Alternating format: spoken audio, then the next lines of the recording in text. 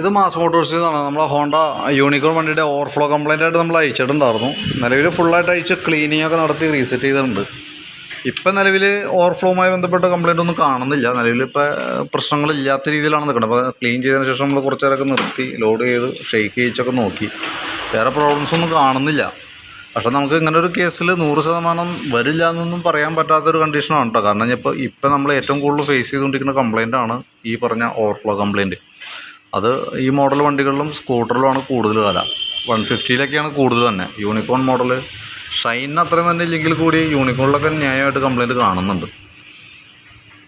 അതെന്താ റീസൺ എന്ന് വെച്ചാൽ കൃത്യമായിട്ട് നമുക്ക് അതിനകത്തൊരു ആൻസർ ഇല്ല. പക്ഷേ എങ്കിൽ കൂടി നമ്മൾ പെട്രോൾ ലോക്ക് ചെയ്തൊക്കെ വെക്കുക, കൂടുതൽ സമയമൊക്കെ വെക്കുന്ന സമയത്ത് ലോക്ക് ചെയ്ത് വെക്കുക, നമ്മളൊരു മുൻകരുതൽ എടുത്തേക്കാം.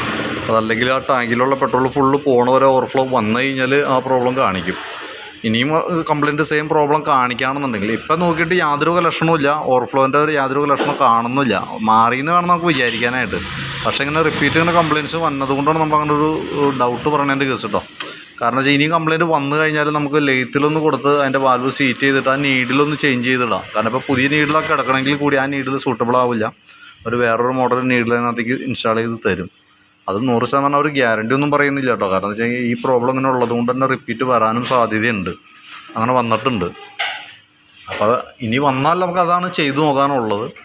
അപ്പോൾ ഇപ്പോൾ ആ ഭാഗം ഓക്കെ ആയിട്ടുണ്ട്. ഓക്കെ, അപ്പോൾ ഞാൻ അതിൻ്റെ ബില്ലും ഡീറ്റെയിൽസൊക്കെ വാട്സാപ്പിലേക്ക് ഒന്ന് സെൻഡ് ചെയ്തിട്ടേക്കാം.